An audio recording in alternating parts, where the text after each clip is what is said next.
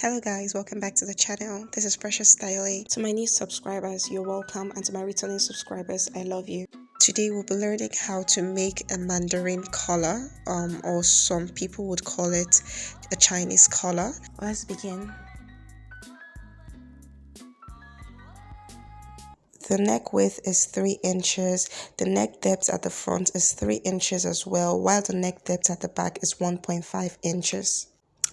Placing the necklines on fold, I'm going to pass the tape round the neckline, and when I did that, I got 9.25 inches. Now, since this fabric is on fold, it means what I have at the front is also going to be what I'll have at the back.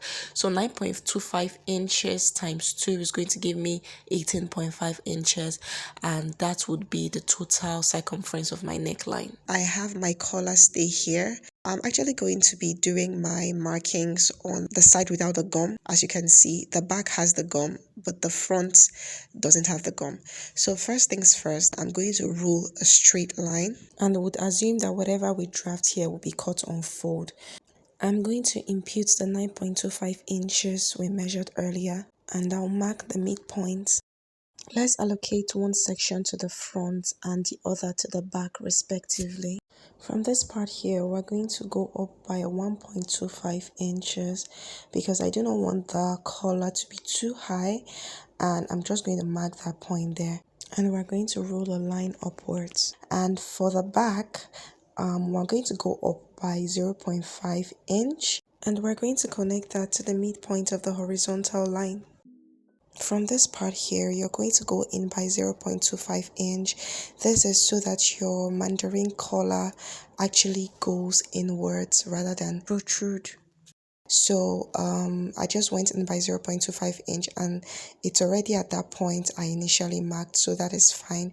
And I'm going to connect a slant line to the base of the straight line. Now from this other part at the back, I'm going to go up by the same 1.25 inches, and I'm going to roll a straight line.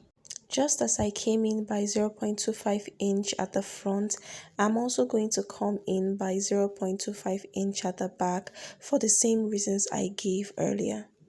And I'm going to connect the lines together using a curved ruler. Because this is a Mandarin collar, I would be giving the front part of the collar a curve. So you can just do this by freehand and just curve that sharp point. As it is, we're practically done drafting the collar.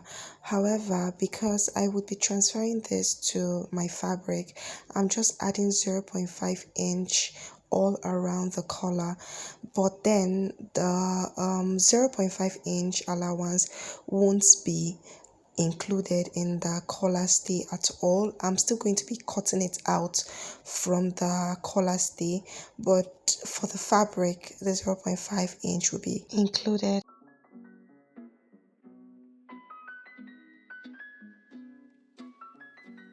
As you can see, I have cut out my pattern on fold, and I cut out two pieces, one as the main fabric and the other as the lining. Now, if our Mandarin collar is going to be like the picture above, you really do not need to cut your pattern on fold, since it's going to be separate but held together by a fastener. That is, each piece is going to look like this.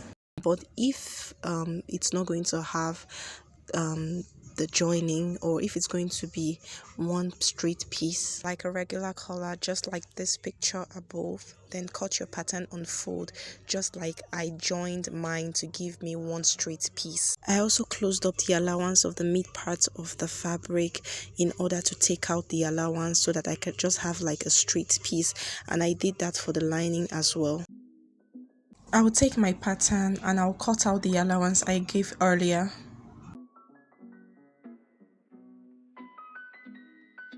I'll take out the lining piece and I'll place the part of the collar stay that has the glue on the wrong side of the lining piece, and I'm just going to align everything, leaving a space of about 0.5 inch at the top, the sides and the bottom, and I'm going to hold it down with the help of my pressing iron.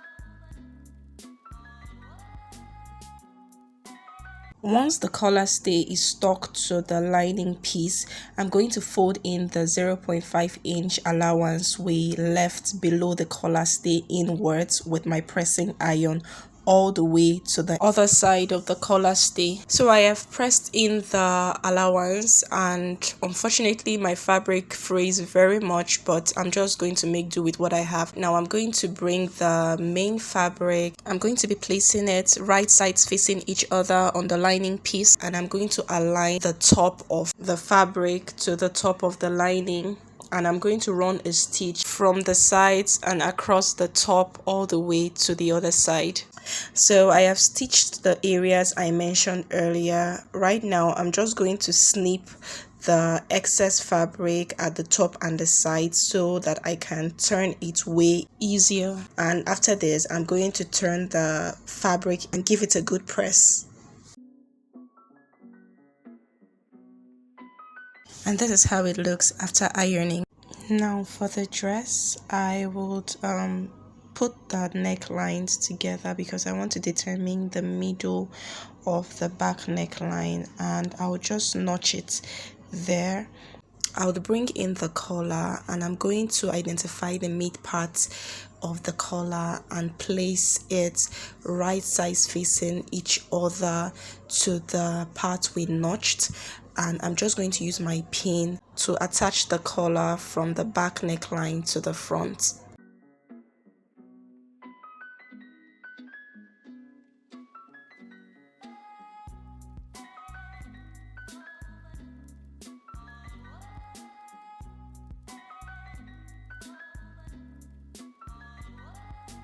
After pinning it, I'll sew around the area of the neckline we pinned.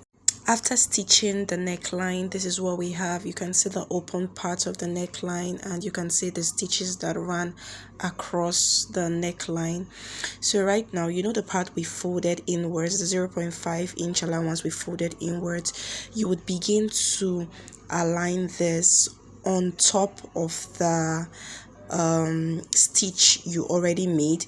You just have to align it carefully so that the stitch would be also neat at the back. So I'm just taking my time to align this properly. You can see what I'm doing. So I'm going to stitch that part all the way to the other ends of the neckline. Just put it on top so that the raw edges are well hidden. After stitching this part inwards, you can see what I've done. I ran the stitch across, and this is how it looks like, and this is also how it looks like at the back. So you just make sure everything is neat at the front and also at the back. And we're practically done with our collar. You can go ahead and attach your fastener. If you're going to use hook and eyes, you can do that. If you're going to use press buttons, you can do that. If you can just do anything you want to do at this part. We're done. And this is how our Mandarin collar looks like at the front and at the back. In the next video, I'll be showing you how I made this simple dress using only 2 yards of fabric.